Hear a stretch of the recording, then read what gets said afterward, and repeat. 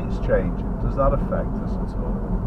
Does it affect our decision with this cyclist? Right, so we go a bit early for now. Is he going to get to the lights reasonably? Yeah. Your call, whether you go past or whether you stay back. Don't slow down. Oh, now hold back. Yeah. You're slowing down and going out. You shouldn't do. Now what gear? Do you understand? So you were actually doing Should have just kept the speed up. you should have kept the speed up and gone past, Instead of or slowing slowed and down, tucked yeah. in behind. Yeah. Yeah? Better than the opposite one. But the key was his shoulder look. Whenever a cyclist looks over his shoulder, what would you expect them to do next? Move over. Move over. So with the lights then being on red, Yeah.